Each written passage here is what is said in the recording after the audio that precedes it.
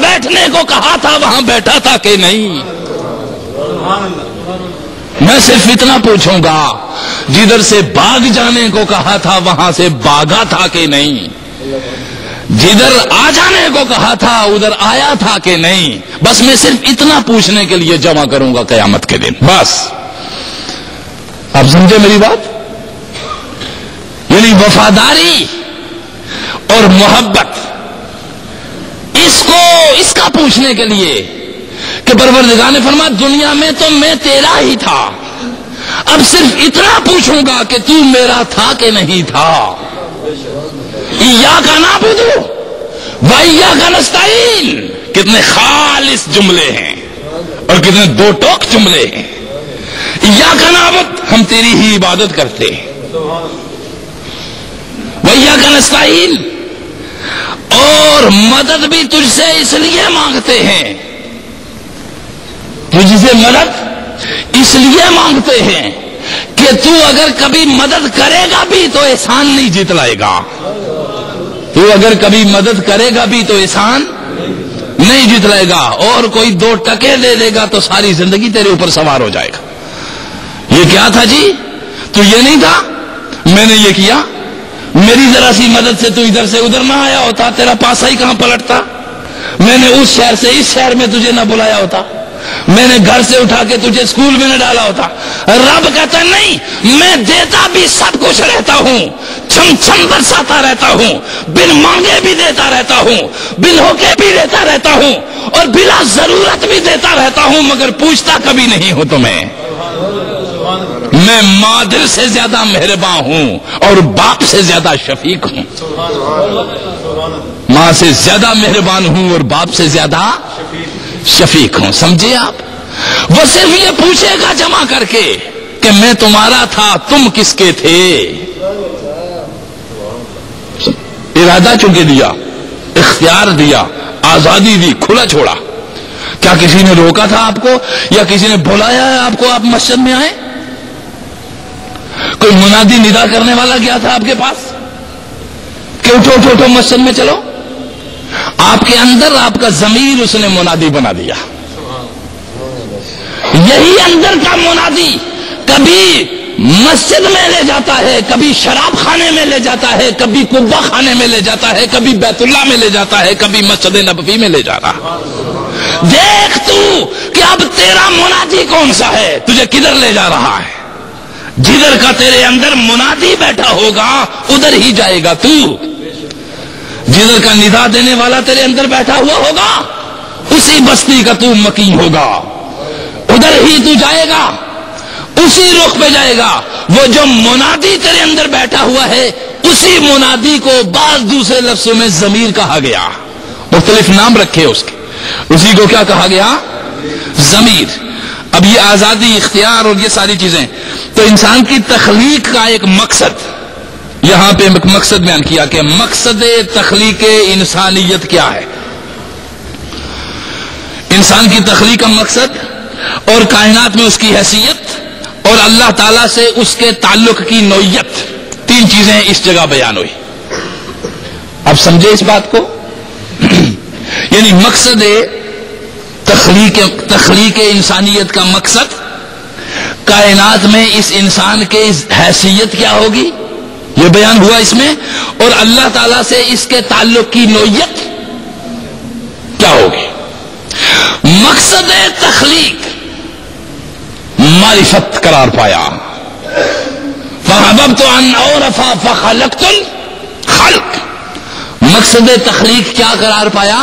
اللہ کی معرفت۔ تو وَمَا خَلَقْتُ الْجِنَّ وَالْإِنسَ إِلَّا لِيَعْبُدُونِ، الا یعرفون، ان جن و انس کو میں نے اس لیے تخلیق کیا ہے کہ وہ مجھے پہچانے، میری معرفت حاصل کریں۔ تو مقصد تخلیق انسانیت اللہ کی معرفت ہے۔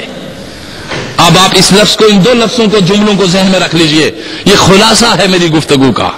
مقصد انسان کی تخلیق کا مقصد کیا ہے؟ اللہ کی معرفت، اللہ کی پہچان، اللہ کی، کیونکہ اس نے خود فرمایا، خود اللہ پاک نے فرمایا اللہ کی پہچان، یہ ہے میری تخلیق کا مقصد۔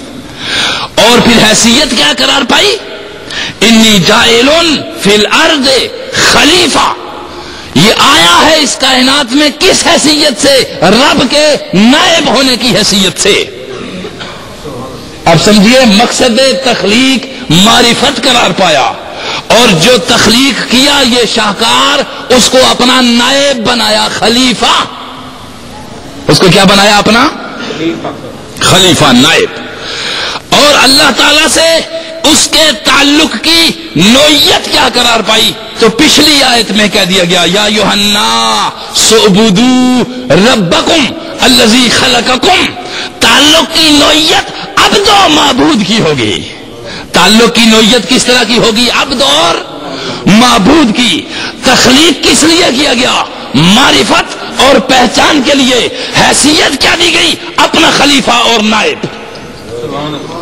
4 جملے یہ میری تقریر میں ساری کی ساری میں رکھو، چونکہ پچھلا تو ویسے ہی تھا، کہنا یہ تھا جو میں اب کہہ رہا ہوں. پچھلا تو سمجھانے کی غرض سے تھا. خطاب اور گفتگو ساری یہ ہے 3 جملے، اور یہ 3 جملے آپ ذہن میں رکھیے کہ مقصد تخلیق کیا ہے؟ معرفت رب.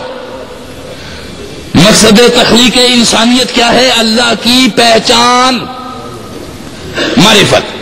اور حیثیت کیا ہے آدم کی یہاں پہ؟ اللہ کے نائب ہونے کی.